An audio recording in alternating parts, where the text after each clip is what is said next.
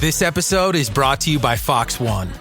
Watch all 104 matches of the FIFA World Cup live in 4K for just $19.99 a month with 3 days free.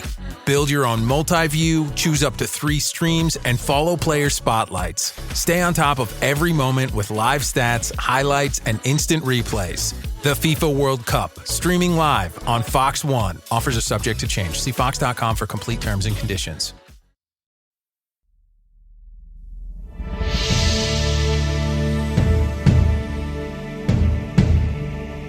This is the History of the World podcast with me, Chris Hasler. And you're listening to Volume 3, The Classical World. Episode 28, The Punic Wars, Part 2.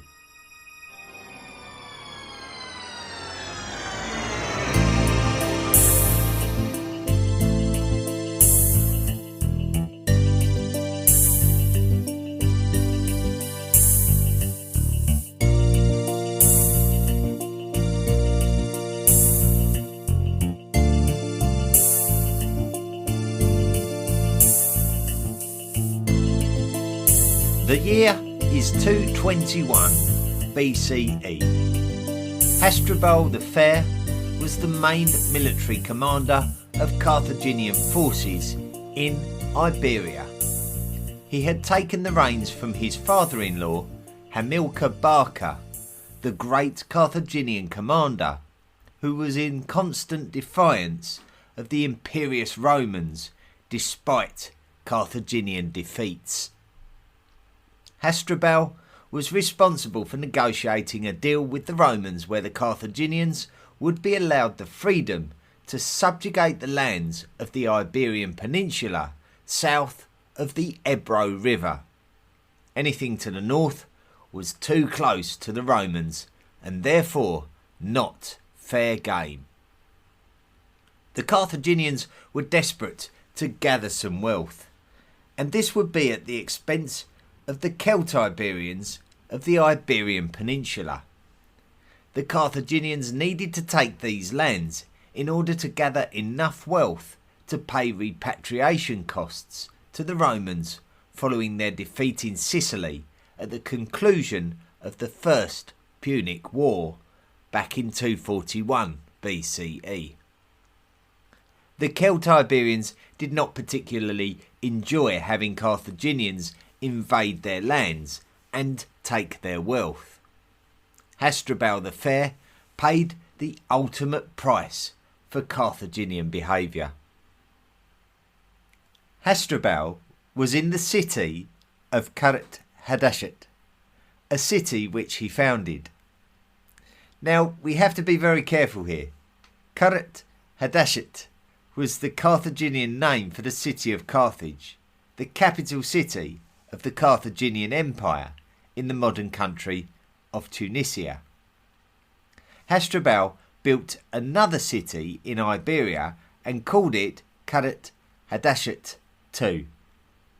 This would lead to the Romans calling the city New Carthage to distinguish it, and today we call it Cartagena. We mentioned Cartagena way back in episode 8 of volume 1 when discussing the migration of early species of hominins migrating from North Africa to Iberia as the municipality where the cave called La Cueva Victoria was found to contain hominin bones over 1 million years old. Now, over 1 million years later, we find a new connection between North Africa and Iberia, with the Carthaginians establishing a new city of Carthage, and it was in this city that a Celtic mercenary, possibly a slave of a Celtiberian king killed by the Carthaginians, assassinated Hasdrubal the Fair. Command of the Carthaginian army in Iberia passed to Hasdrubal's brother-in-law, the son of Hamilcar Barca, and his name was Hannibal. Hannibal's story is one of the more famous stories of an individual during the Roman era. His story begins where we left off last week, with the Iberian city of Saguntum. Saguntum was a considerable distance south of the Ebro River, which was determined to be the agreed limit of Carthaginian influence. Saguntum was a Celt-Iberian city that didn't fully appreciate the Carthaginians being involved in their affairs, and they may have turned to Rome to protect their wealth. The Romans responded to Saguntum, and Hannibal Barca was far from impressed. Saguntum was almost 100 miles south of the Ebro River, and was therefore fair game. So Hannibal decided to besiege Saguntum in response during the second half of 219 BCE. The Romans were not in a good position to interfere in this siege directly, so they sent ambassadors to Carthage, and the ambassadors were entertained and then sent back to Rome again with a defiant Carthaginian message. Saguntum fell to the Carthaginians after a few months and a brutal battle, and the snub of the Roman ambassadors led to the Romans demanding Hannibal himself be surrendered to the Romans, and the Carthaginians refused, sparking the beginning of the Second Punic War.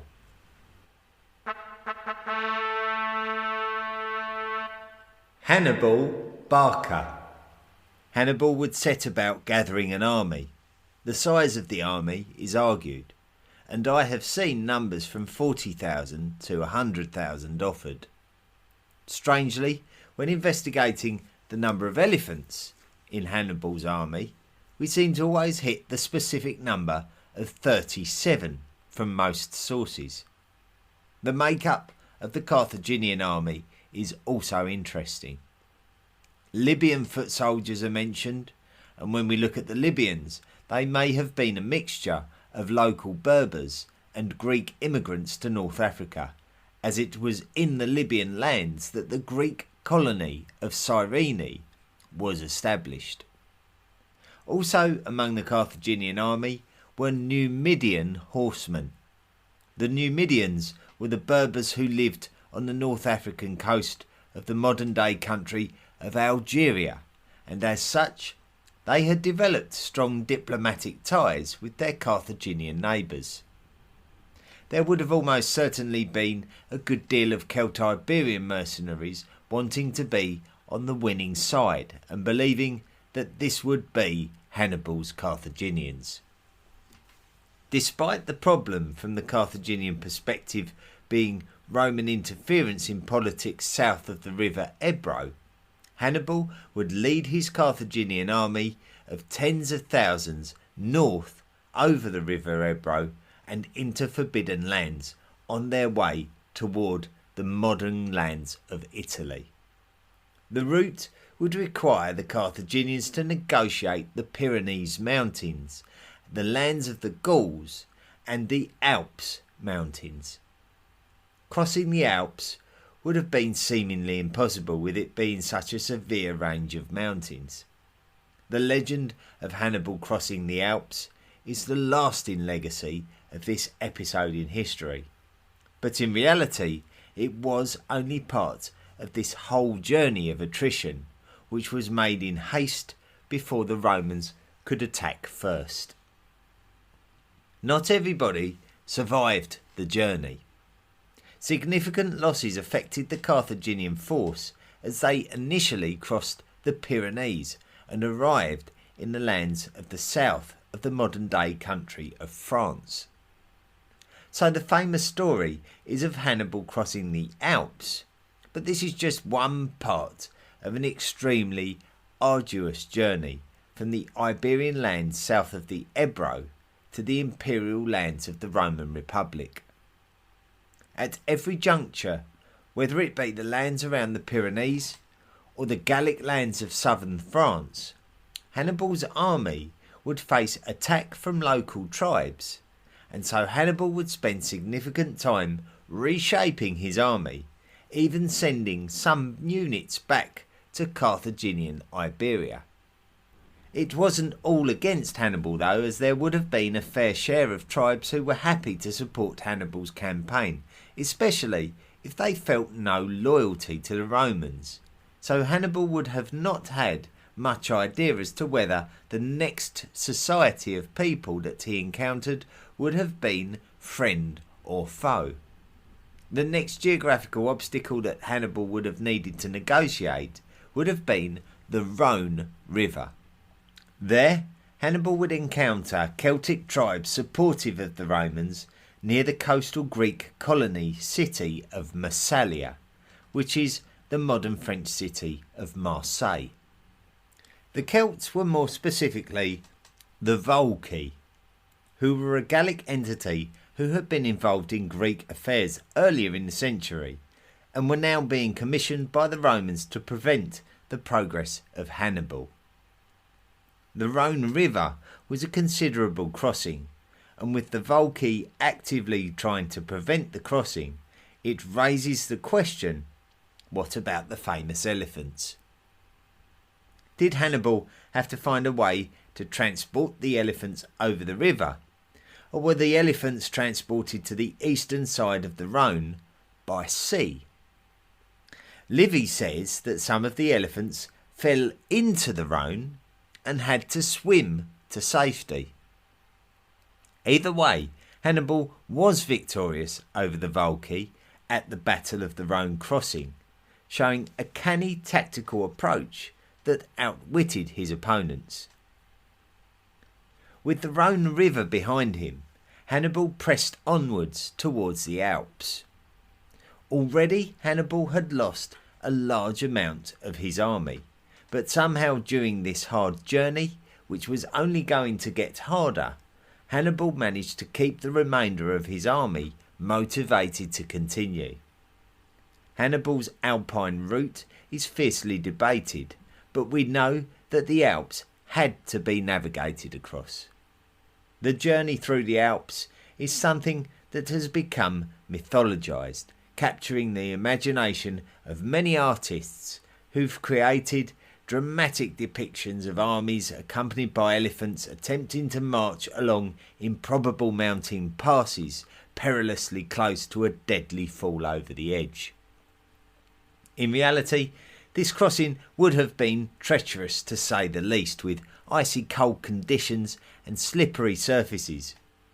Despite being younger than 30 years old at the time, Hannibal must have been a trusted leader and a man promising the rewards that should accompany a conquest of the Roman Republic. The procession continued despite the fact that it was apparent that not everybody would survive. Reports suggest that Hannibal's army had to actually rebuild some of the pass that had fallen into a state of damage. Another Gallic tribe called the Allobroges would have attacked the weakened and hungry Carthaginians during the crossing, but somehow Hannibal was able to overcome this. When Hannibal emerged on the eastern side of the Alps with a fraction of his original army, but according to some accounts with the same 37 elephants, some of the Gallic tribes felt that Hannibal was worth their respect and even worth standing alongside in the face of the Romans.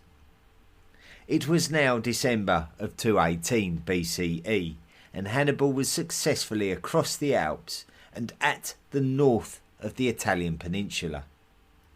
It could be fair to say that the Romans were not expecting Hannibal to emerge from his Alpine journey in any position to fight, but the Romans would know that they needed to deal with the Hannibal problem directly, and sent a force under the command of the Roman consul Tiberius Sempronius Longus to engage Hannibal in a battle at the confluence of the Trebia and Po rivers.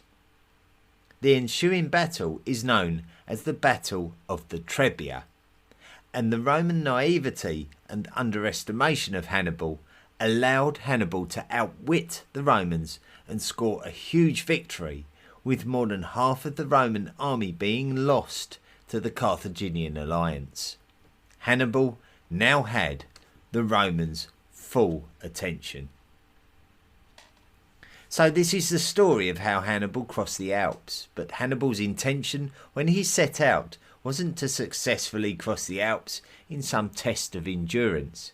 The crossing was simply one part of a mission to invade and weaken the Roman Republic.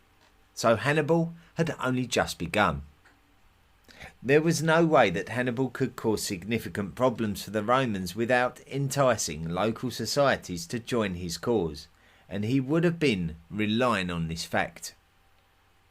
Hannibal's victories in the north of the peninsula, such as the Battle of the Trebia, opened up a doorway into the lands of the Republic itself.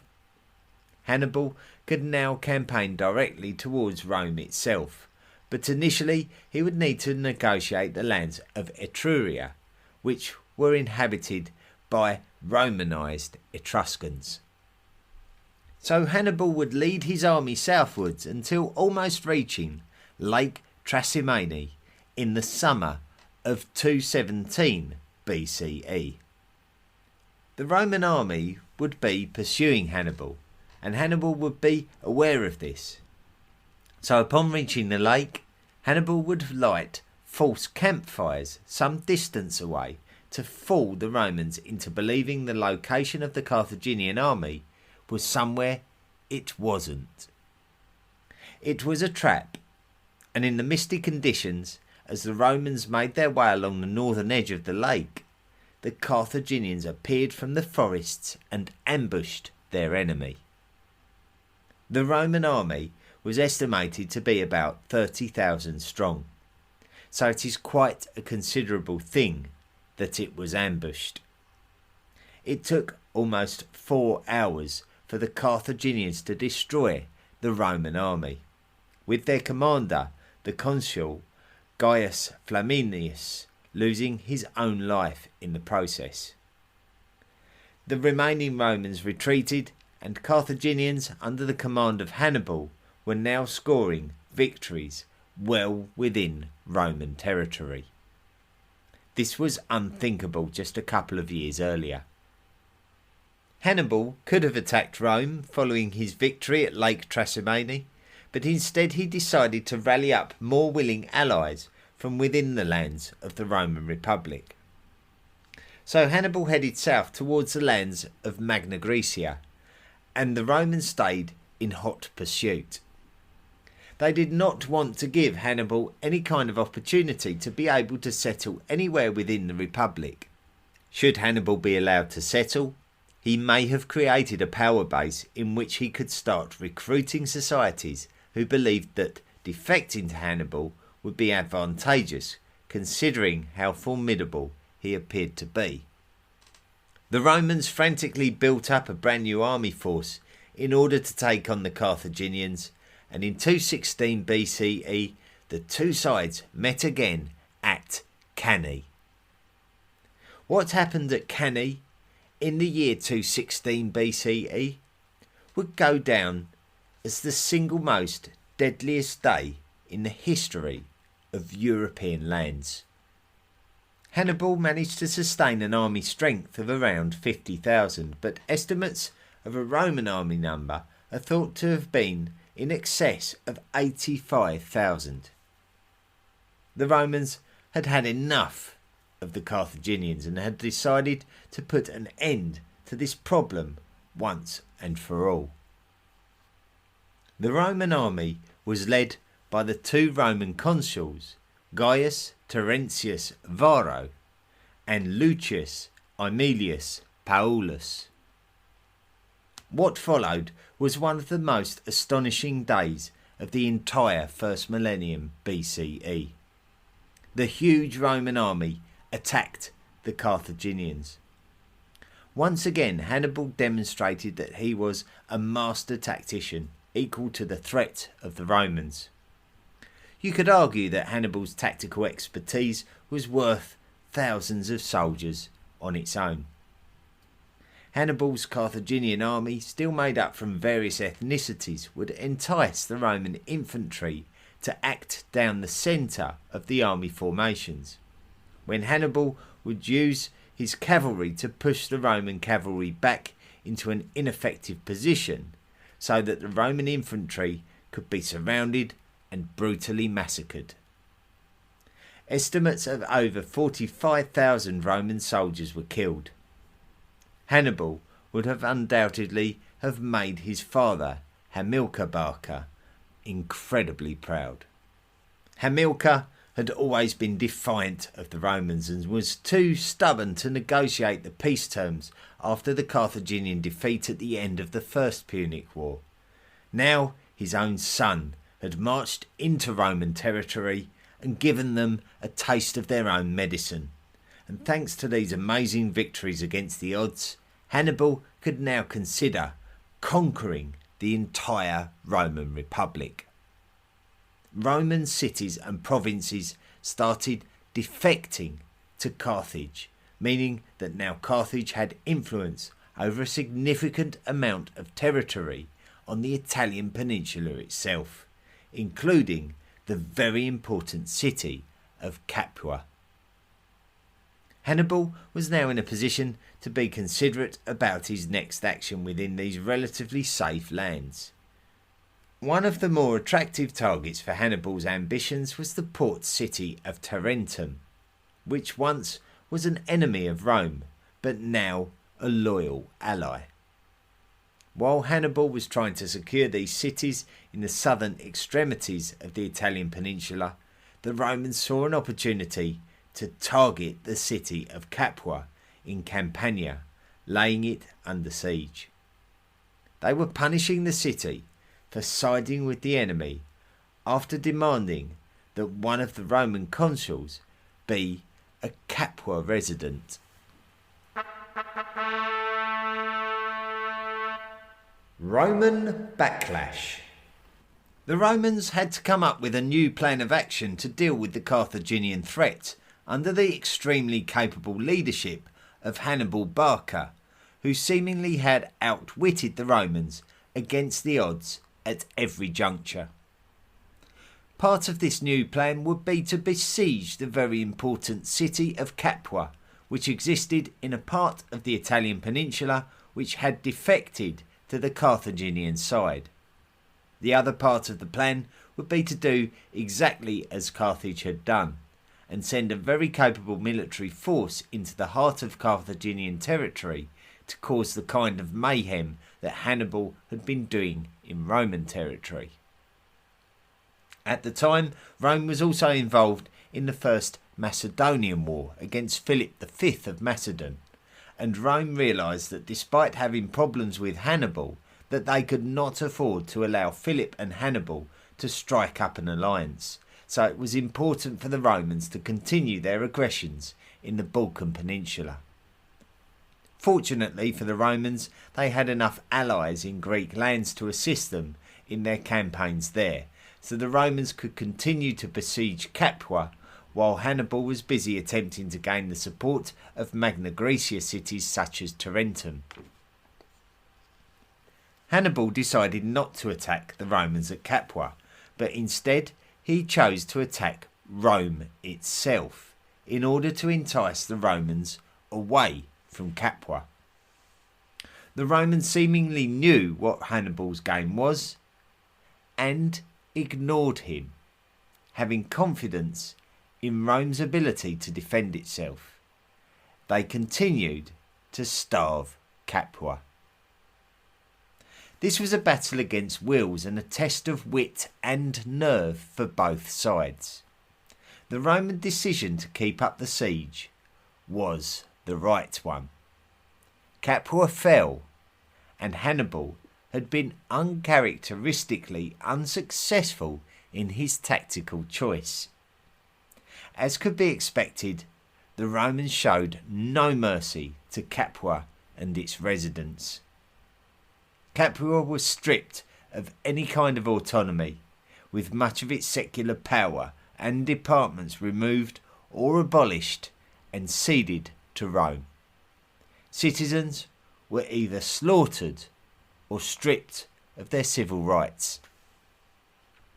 Interestingly as well, we can also tie up a story from episode 22. If you remember, we spoke of Archimedes, who was born in Syracuse, and who was alive around this time. Syracuse was an independent kingdom of Sicily which had been subdued by the Romans during the First Punic War earlier in the 3rd century BCE.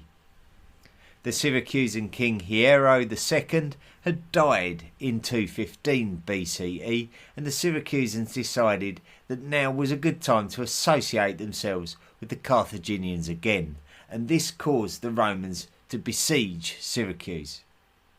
Eventually, Syracuse fell to the Romans in 212 BCE, despite the Syracusans using the Archimedes claw, which was an innovative construction that was able to topple and sink Roman galleys. And you can find out more about this contraption by listening to episode 22 about Hellenistic cultures. Archimedes would actually lose his life after the siege was completed, much to the disappointment of many who saw the loss of his genius as a huge blow. So by 210 BCE, Rome had taken complete control of Sicily, and Hannibal was confined to an area in the south of the Italian peninsula. As mentioned previously, the Romans had now started a campaign in Iberia to try and debilitate the Carthaginian Empire in general. During the 210s, while Hannibal was causing havoc in Italy, the Scipio brothers of Rome had travelled to Iberia and secured the lands north of the Ebro River, denying the Carthaginians the same land route to Italy that Hannibal had exploited.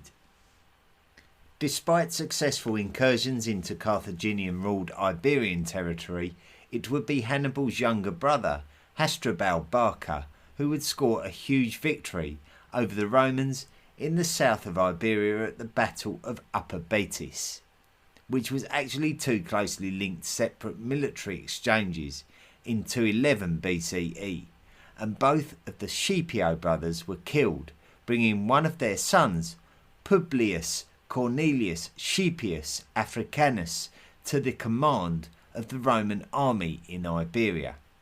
We will refer to him as Scipio. Scipio would avenge the defeat and deaths of his father and his uncle by taking the city of New Carthage, or Carthago Nova as the Romans called it, in 209 BCE. He slaughtered the population in a treatment reminiscent of the Roman treatment of the city of Capua 2 years earlier, so both sides were using terror tactics to scare these societies into the ultimate submission. Hasdrubal Barca then decided to take reinforcements from the Iberian Peninsula to his brother Hannibal, who was still in the Italian peninsula, somewhat entrapped in an area of land south of Rome. These reinforcements would consist of more war elephants, and the journey would be similar to that of Hannibal's before him. Hasdrubal would cross the Pyrenees, southern Gallic lands, and the Alps. So although Hannibal's story of the crossing of the Alps has survived throughout the centuries to become a wonderful historic tale in the modern age, his brother's same accomplishment has been forgotten. This is because Hannibal was the first to do it, and Hasdrubal could simply use the same constructed paths that his brother had left, and the Gallic Celts that he met along the way showed him no hostility as they head towards Hannibal. Hasdrubal would opt to use the eastern coastal route down the Italian peninsula in order to reach his brother Hannibal with some useful reinforcements. However, the Romans were fully aware of the value of preventing this link-up and sent an army to apprehend Hasdrubal's approach. The result was the Battle of the Metaurus in 207 BCE, where the surprised Hasdrubal was defeated by the clever Romans, who were now enjoying the good fortune that had eluded them in the previous decade when Hannibal first arrived.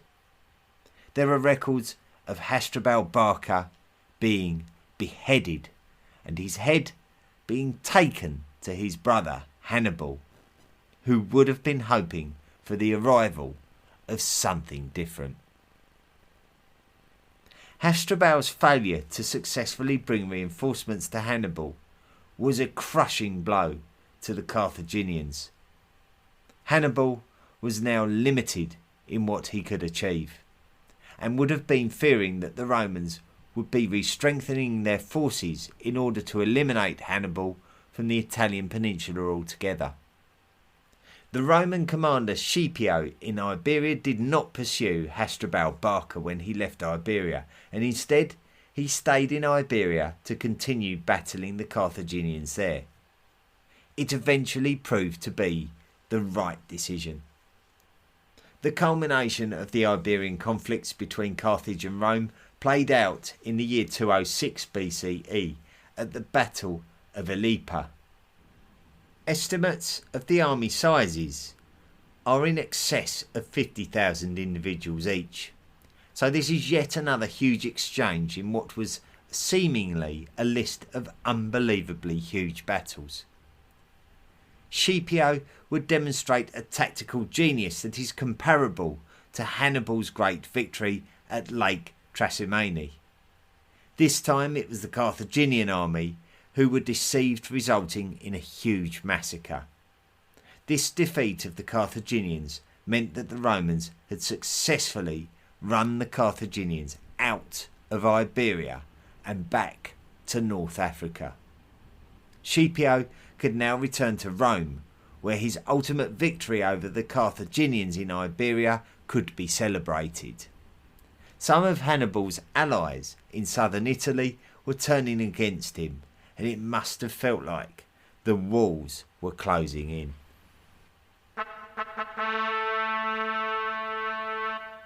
Africa.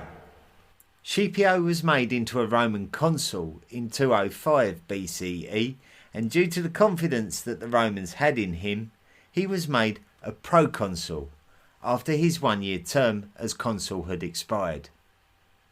Proconsuls were appointed to enable the Romans the ability to keep valued consuls in a position of influence. Scipio's ambition was to travel across the Mediterranean to Carthage itself and defeat the Carthaginians in North Africa. In North Africa, the Carthaginians were living alongside Berber tribes called the Numidians, and these Numidians could be separated into Eastern and Western Numidians. The Eastern and Western Numidians didn't really get on with each other, and both sets of tribes would switch their allegiance between Rome and Carthage depending on what suited them best at the time. Carthage was so concerned about the threat of Scipio and the Romans that they had to recall Hannibal back from the Italian peninsula, which allowed the Romans to reclaim all of their Italian territories, as well as now being in control of all the former possessions of Carthage in Iberia. Carthage was not willing to agree to Scipio's peace terms, and they needed Hannibal to help to defend their heartlands. The Romans would successfully unite the two sets of tribes of Numidia and make the pro-Roman leader of the Western Numidians, a man called Massinissa, the first king of the Kingdom of Numidia, which would be an African ally to the Romans against Carthage. The Romans under the command of Scipio and allied with the Numidians under the command of Massinissa squared off against the Carthaginians under the command of Hannibal at the decisive Battle of Zama in 202 BCE at an inland location in the modern-day country of Tunisia. Both sides may have had around 40,000 strong armies, but Carthaginians had their war elephants as well. It appears that the Romans had a stronger cavalry presence. Hannibal would firstly employ the elephants to advance against his opponents, and the Romans were able to soak up this attack and counter-attack effectively, cutting through the lines of the Carthaginian infantry. The Carthaginian reserve corps of veterans were able to hold up the Romans from advancing further, But at this point Hannibal was outwitted when the Romans and Numidians were able to sweep round the back of the Carthaginians and attack them from the rear. The result was a major defeat for the once mighty Hannibal and the city of Carthage. Rome had at long last defeated Carthage. Carthage had lost all territory outside of North Africa and all of its naval fleet to the Romans. They would be denied the right to involve themselves in any foreign affairs, therefore becoming somewhat powerless. Repatriations would ensure that Carthage would never be allowed to grow again, and the Roman policy regarding Carthage after the Second Punic War would be to deny them any free will to expand or any ability to settle their debt, denoting the Roman desire to keep Carthage down. It is this victory that earned Scipio his name, Scipio Africanus, and he returned to Rome as a hero. Scipio may have been a bit of a larger-than-life character, with there being many rumours of financial irregularities involving him and his family, that when the Romans attempted to bring him to trial, Scipio would somehow worm his way out by leaning on his popularity as a Roman hero. Eventually, Scipio would retire from politics, possibly at around the age of 50. He lived out his final years in Campania, away from the city of Rome, where despite his popularity as a hero, he felt betrayed by the elite of his fatherland, believing that he had earned his legal immunity. Hannibal was still highly respected by the Carthaginians, and it does also appear that he was somewhat respected in later life by Scipio, who as a fellow military leader would have likely been in admiration of what Hannibal had achieved during his lifetime. Hannibal was almost 50 when the Second Punic War concluded, and the Romans were always quite concerned about having such a popular and capable leader and enemy of the Romans alive in Carthage. As a result, Hannibal was forced to leave his political post in the city of Carthage and fled to the Seleucid Empire in Asia. Hannibal would forever be an enemy of the Romans, as his father Hamilcar Barca had taught him from a young age that Rome must be destroyed. So Hannibal was more than happy to lead Seleucid military exchanges against the Romans during their conflicts, but Hannibal's capture would always be an ultimate trophy for the Romans, and so Hannibal would always fear being betrayed by the ruler of the lands that he was in, as his life alone was a talisman. We don't really know if Hannibal took his own life while living in Bithynia in northern Anatolia, to prevent the Romans from ever taking him alive, but his death would have been around the same time as Scipio's. So that leaves us with one last character from this episode, and that man is the king of Numidia, the man who helped Scipio win that final battle against Hannibal at Zama, King Massinissa. Massinissa would reign over a protected kingdom right up until his death at around the age of 90 in 148 BCE, over 50 years after that fateful Battle of Zama.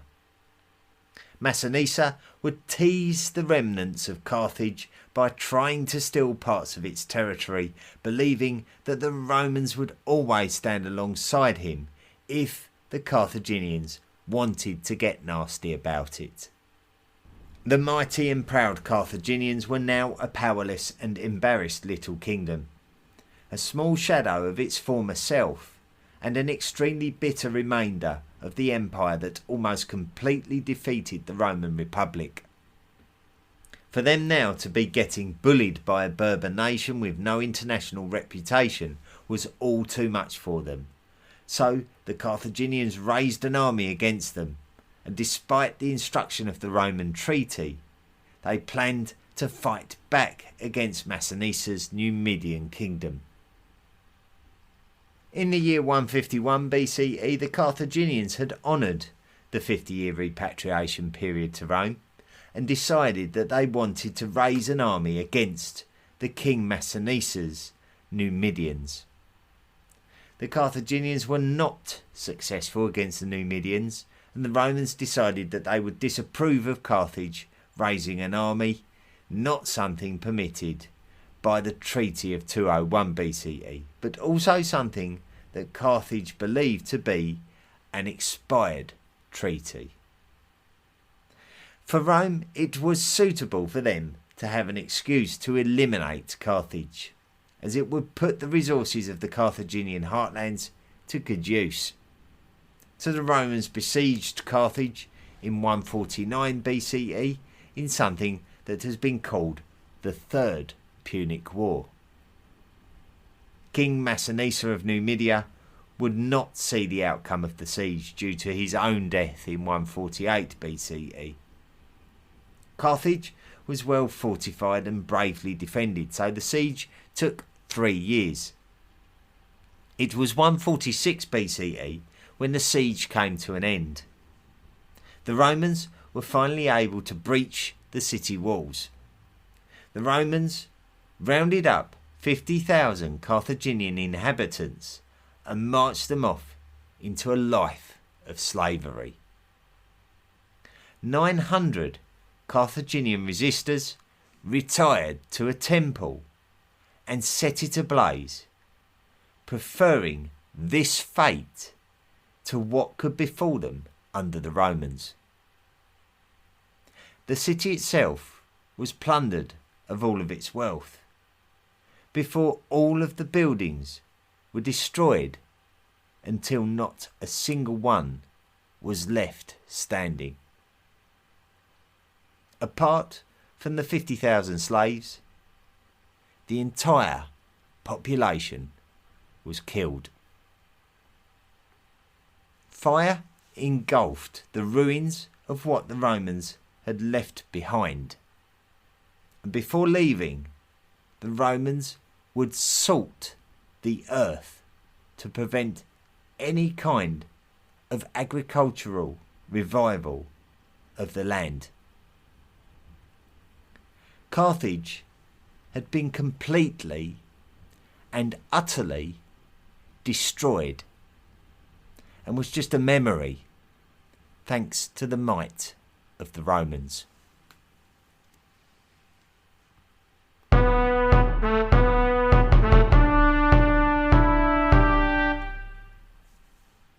Well, for me, that was one of the more fascinating stories that we've had during the entire history of this podcast. The Punic Wars was a real battle of the two mightiest empires of the Mediterranean, and they were bound to clash at some point, and the entire battle played out, and eventually because of there being such bitterness between the two parties, one of them ultimately ended up being completely destroyed. And what a poignant story. The end of the story of Carthage, which, you know, is over 1,000 years in the making, with the emergence of the Phoenicians in Canaanite lands way back in the 2nd millennium BCE, forward on to the colonising of North Africa, the establishment of the city of Carthage, the growth of Carthage into this major maritime trading entity in the Mediterranean, and then ultimately its demise at the hands of this huge entity, the Romans, the Roman Republic, who were now to be feared across the entire world, not least of all because they defeated this highly respectable imperial movement, the Carthaginians. So, wonderful episode and a great story about Hannibal crossing the Alps with his elephants. Really was good to visit that story and put it into context with everything that we've been talking about in the last few episodes. Now then, if you've been enjoying the project and you would like to support the project, then you'll be pleased to know that you can. If you go to the historyoftheworldpodcast.com website and click on the Patreon link, you can donate an amount of money each month to the upkeep of the podcast, and it really, really does help. It makes a big difference. It means that I can invest in resources such as books and enhance the information that's being produced within each podcast episode. So just sign up there, make a monthly donation. You can do it for as little as $1 a month. It all adds up. It all really does make a significant difference, even those small pledges are really significant once they're all added together. So don't feel shy if that's all you can afford. If you do sign up and you do make monthly contributions, then you will forever be recognised as a member of the History of the World podcast Illuminati.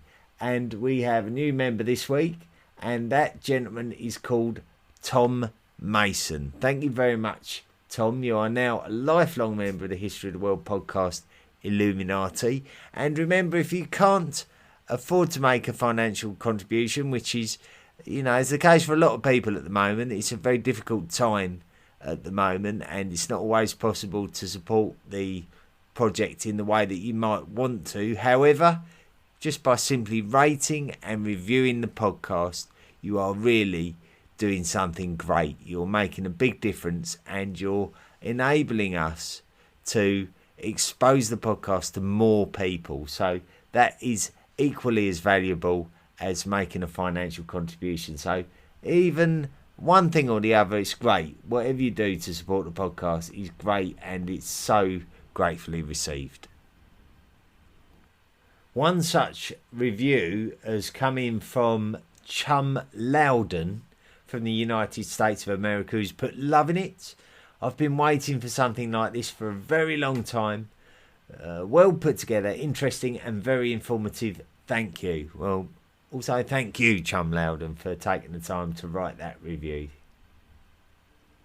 Now, I must confess, I'm absolutely useless at keeping up with my messages. They pop into boxes here, there and everywhere, inboxes, outboxes, message boxes. I often miss messages, and a couple of people have sent me messages way back in May, and I've only just discovered them now, and I feel thoroughly ashamed of myself. I really don't know what I'm doing at all.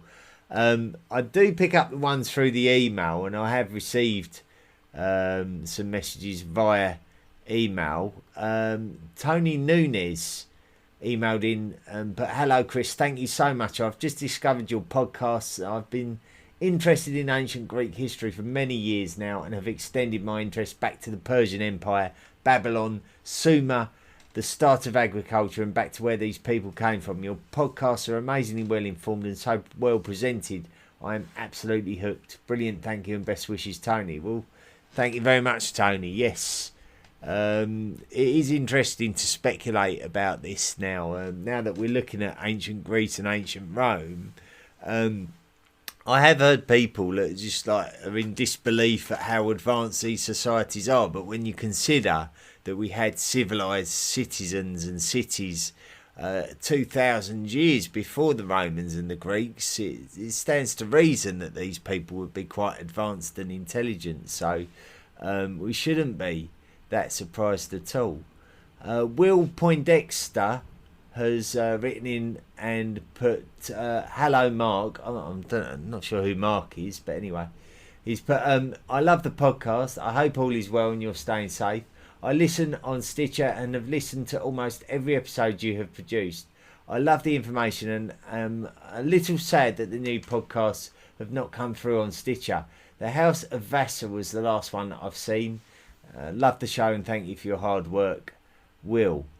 Well, look, thanks for bringing that to my attention. Yes, we did switch podcast platforms around about a month ago now, and a lot of the places where you listen to the podcast, a lot of them have automatically updated to the new feed, but one place that I know hasn't was Stitcher. And so as a consequence, what I've had to do, I've had to delete the entire podcast from Stitcher and recreate it again. But what that hopefully means is if you subscribe to the podcast on Stitcher, you'll just have to resubscribe to the new feed, and then you should hopefully pick up all the episodes, including this one. So you'll have 108 episodes on Stitcher with a bit of luck, and you'll be able to listen to them to your heart's desire. But apart from that, thanks ever so much for all the kind messages that you've sent to the podcast. Really having fun writing the podcast, especially during this very eventful Roman period. And these Carthaginian wars are absolutely fascinating. And we're not going to leave them behind just yet. I think there are a couple of very important battles that deserve a bit more attention. And so next week on the podcast, we're going to be looking at the Battle of Cannae, which was the one where Hannibal had ventured down into the Roman lands in the Italian peninsula, and this huge battle where the Romans really felt like they had to do something about this Carthaginian pest that had invaded their lands and had defeated their armies time and time again, and it all culminated in this huge battle at Cannae, and we're going to have a look at that next week. And then the week after, we're going to look at the North African battle, the Battle of Zama, which came at the conclusion of the Second Punic War. So a couple of real different dynamic perspectives, but we're going to be looking at Hannibal, and we're going to be looking at Scipio, who I know a lot of people call him Scipio. I'm just trying to stay true to the Latin pronunciation and call him Scipio, so forgive me if that's annoying for you, but I did the same with the Greeks, if you remember. I tried to stay true to the Greek pronunciation of a lot of names, but whatever I do is going to upset somebody, so I almost don't care in a way. But as long as you're enjoying the stories, I think that's the main thing. But that's what we've got coming up over the next couple of weeks. That's about it for this week. It's been another long one. We had to cram a lot in. We had to sort of look at a lot of detail of the Second Punic War. So I'm going to wrap up now. And hopefully see you again next week. Have a safe week, and don't forget to be good. Do you want more from the History of the World podcast? Then visit our website, historyoftheworldpodcast.com. You can join our discussion forum and find us on social media. Support the podcast for as little as $1 per month by clicking the Patreon link. Email the show at historyoftheworldpodcast@mail.com. The best ones will be read out. Be sure to rate and review the show wherever you listen to us.